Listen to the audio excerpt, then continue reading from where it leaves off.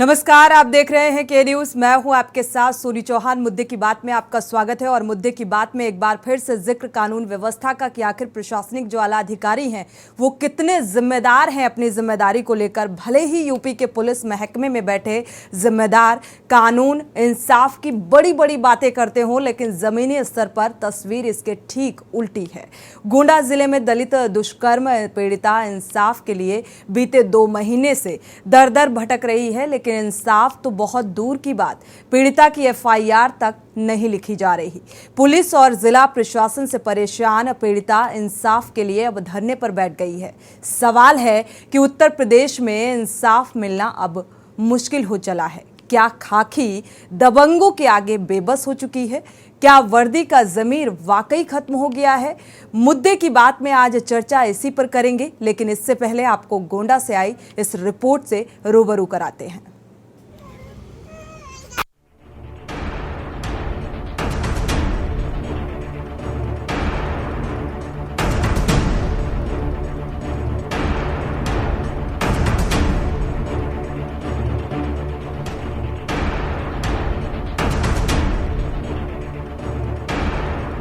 कहने को प्रदेश में निजाम है, जिलों के डीएम आला कमान हैं, अपराधियों पर नकेल कसने के लिए खाकी है, न्याय देने के लिए कोर्ट कचहरी है, लेकिन गोंडा जिले में सब बेईमानी है। जिले से आई ये तस्वीरें खाकी के चेहरे पर पुती हुई वो कालिक है जो धरती के किसी साबुन या कपड़े से साफ नहीं होने वाली। मुर्दा हो चुके पुलिस सिस्टम की ये वो सच्चाई है जिसे छिपाने से कोई छिपा नहीं सकता। कहते हैं जमीर जिंदा हो तो आंखों में शर्म भी आती है, लेकिन जब जमीर ही मर चुका हो तो फिर क्या शर्म और क्या गलत। तस्वीरें गोंडा जिले के थाना करनेलगंज क्षेत्र की हैं, जो बता रही हैं कि देश में इंसाफ मिलना कितना मुश्किल हो चुका है। पंचायत सभानगर के टीन सेट के नीचे दलित परिवार बैठा धरने पर न्याय की भीख मांग रहा है। पति चिल्ला चिल्ला के कह रहा है कि उसकी पत्नी के साथ दुष्कर्म हुआ, पर जिले में बैठे जिम्मेदारों को न ये तस्वीर दिखाई देती है और न पीड़ित की फरियाद सुनाई दे रही। पीड़ित परिवार की माने तो 24 अप्रैल की रात गांव के ही पेशकार के बेटे श्रीनिवास शुक्ल, उसके सास शिवशंकर मिश्र और राहुल ने घर में घुसकर चाकू और कट्टे के दम पर जबरन दुष्कर्म की वारदात को अंजाम दिया।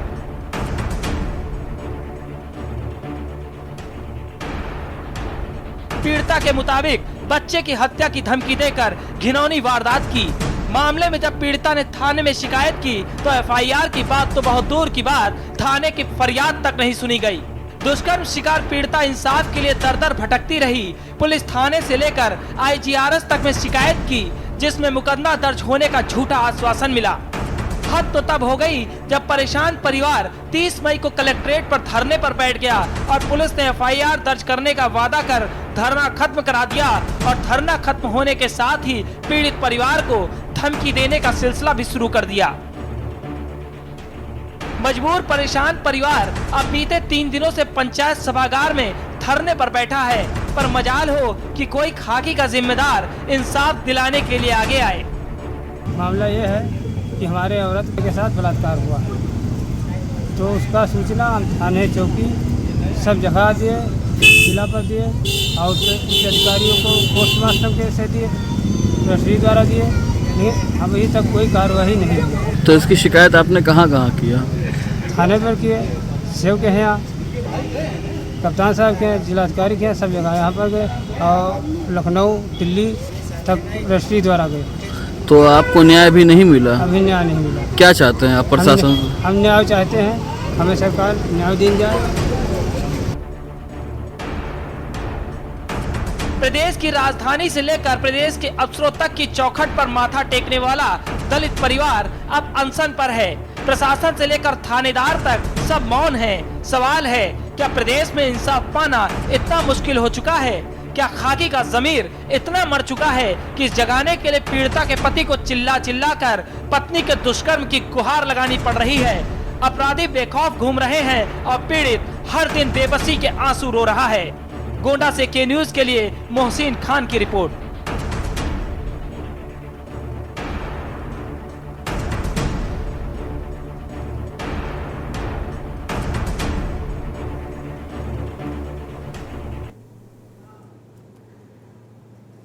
प्रदेश में इंसाफ वाकई बड़ा मुश्किल होता जा रहा है। जो जिम्मेदार आला अधिकारी हैं, जो कोर्ट कचहरी और कानून इसलिए बनाया गया कि किसी भी पीड़ित को न्याय मिल सके, लेकिन यहाँ न्याय तो मिलना दूर, एक एफआईआर तक दर्ज नहीं होती, मुकदमा तक दर्ज नहीं किया जाता।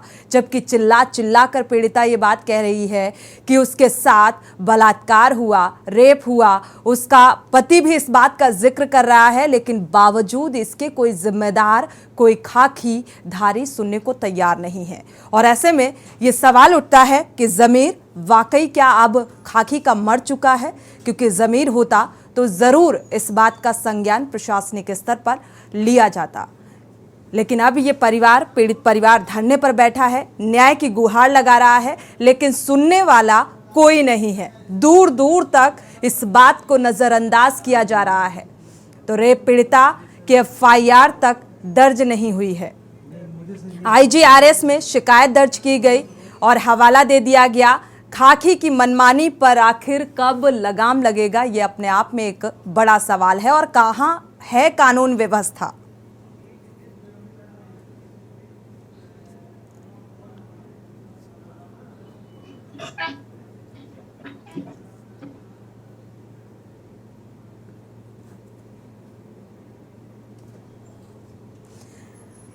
तो अब इंसाफ की लड़ाई बड़ी लंबी होती जा रही है और इंसाफ के लिए लोगों को धरने पर बैठना पड़ रहा है। जो ये मामला सामने आ रहा है वाकई कई सवाल खड़े करता है कि आखिर कानून व्यवस्था को लेकर हमारे सत्ताधारी कहते हैं कि कानून व्यवस्था चुस्त है, दुरुस्त है, सुदृढ़ है। कहाँ है कानून व्यवस्था? अगर कानून व्यवस्था चुस्त दुरुस्त होती तो ऐसे पीड़ितों को न्याय जरूर मिलता। और इसी बात को लेकर मुद्दे की बात में हम चर्चा करेंगे। हमारे साथ पूर्व डीजीपी MC द्विवेदी जुड़े हुए हैं। स्वागत है आपका इस चर्चा में शामिल होने के लिए। ताहिरा हसन जी हैं, समाज सेवी हैं, आपका भी स्वागत है इस चर्चा में शामिल होने के लिए।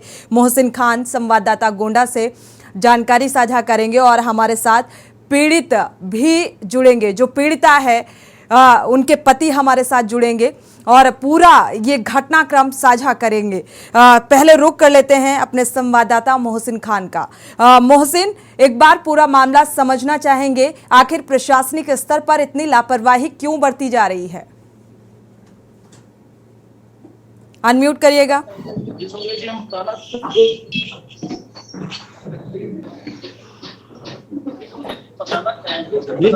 बताना चाहेंगे कि कलापुर पीड़ित के साथ में बलात्कार होता है और वो उसके साथ में जहाँ जाने वो नगर में पहुंची हो, करनागंज हो, चाहे वो CM ऑफिस हो, चाहे वो पुलिस अधीक्षक कार्यालय हो, दिखावे के लिए यहाँ पे खाना पूर्ति की जाती है, लेकिन चलिए मोहसिन, आपकी आवाज ठीक से मिल नहीं पा रही है, काफी कंफ्यूजन हो रहा है क्योंकि कई सारी आवाजें एक साथ आ रही हैं। तो वापस से रुक करेंगे।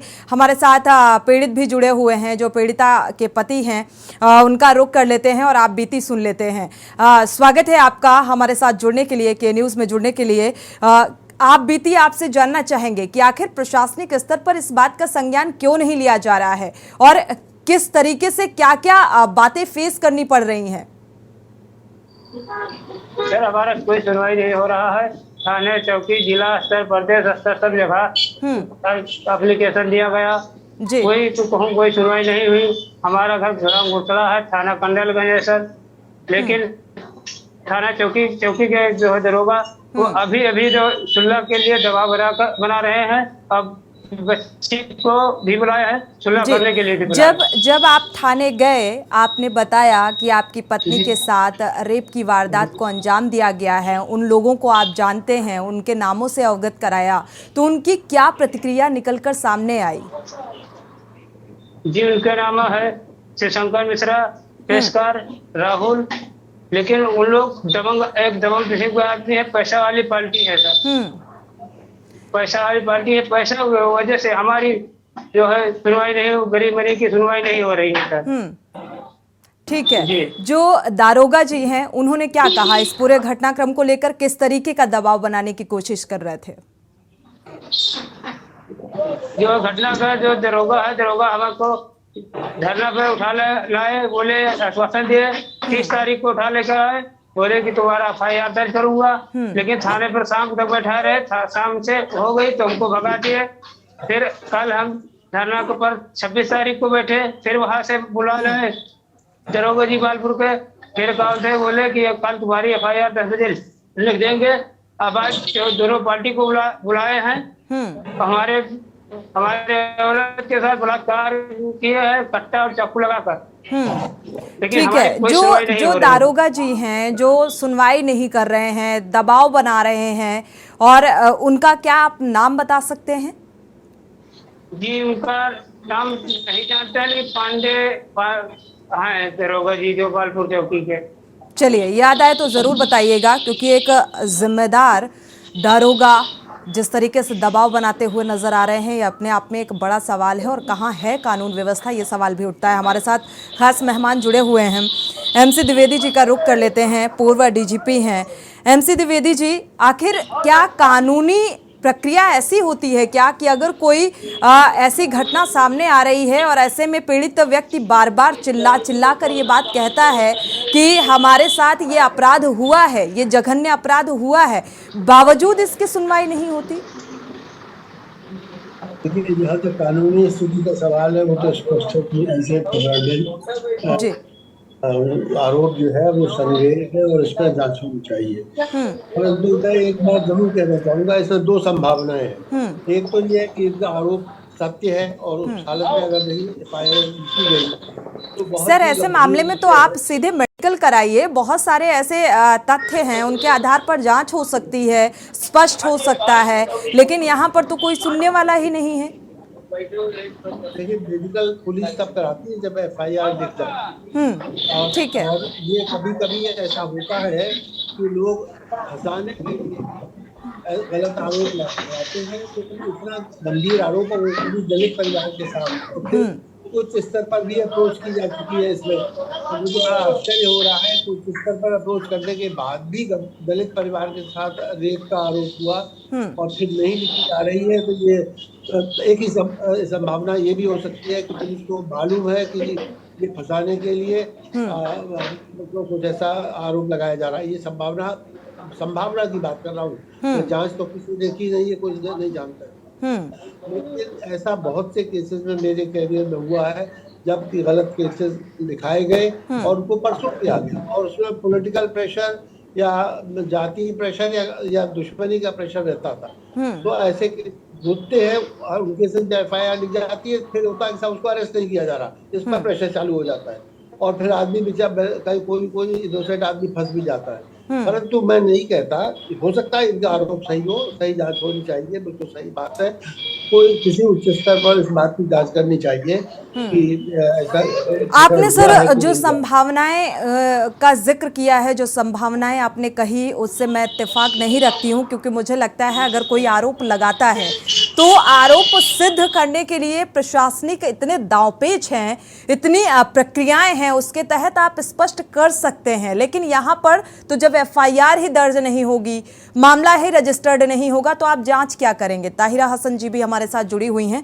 आपका इस पूरे मामले को लेकर आपकी प्रतिक्रिया जानना चाहेंगे।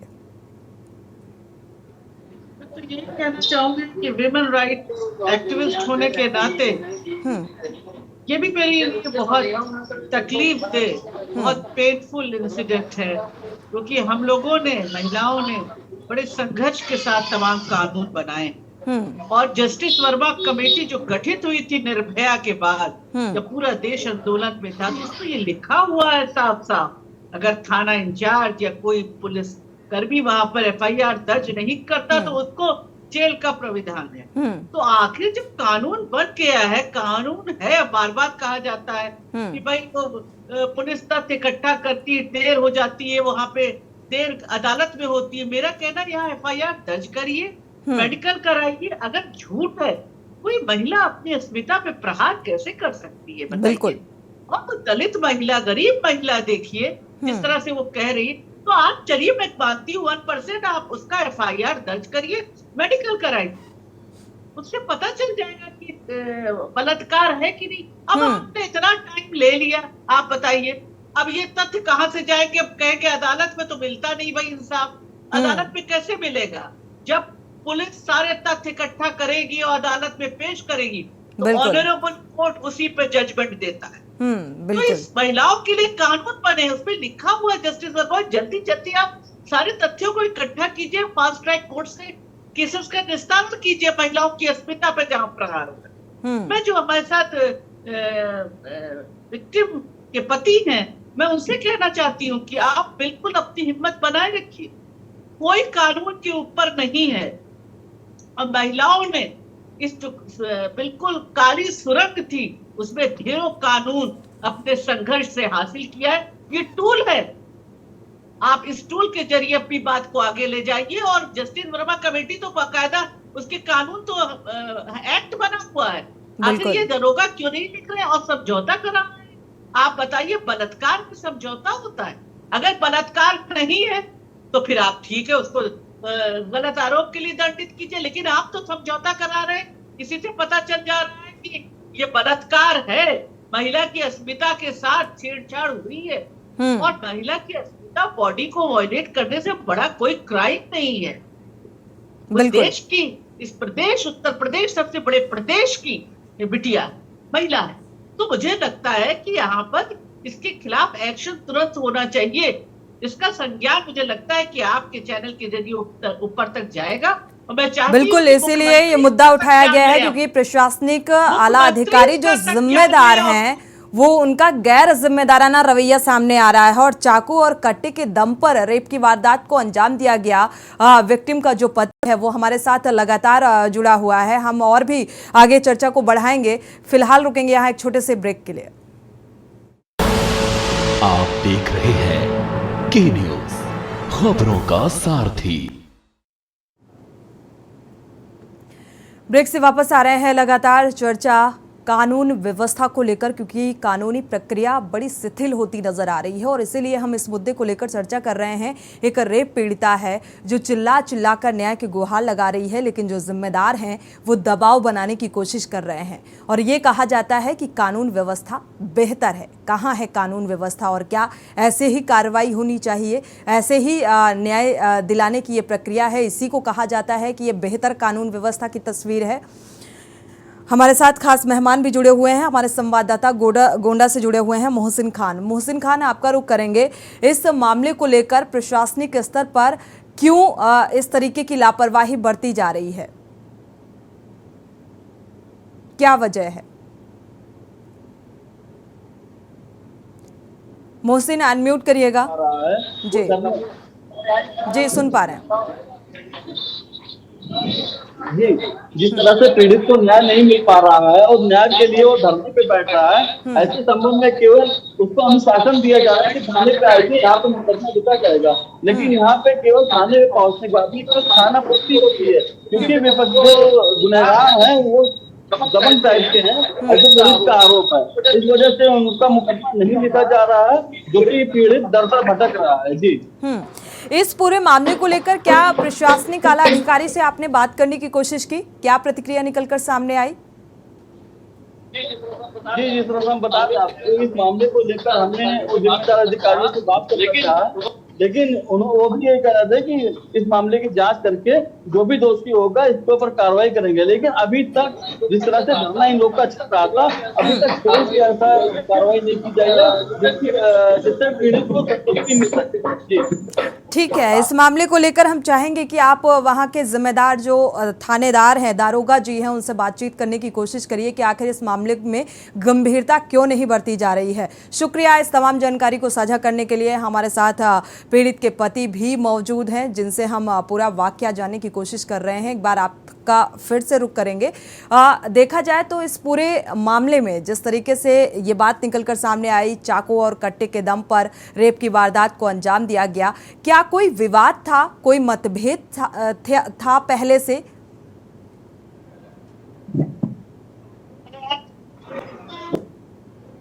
आपको आवाज मिल पा रही? जी, जो मारपीट का मैटर रहा, मारपीट का मुकदमा लिखा गया था, उसको सुल्ला लगाने के लिए ये घटना को अंजाम दिया गया।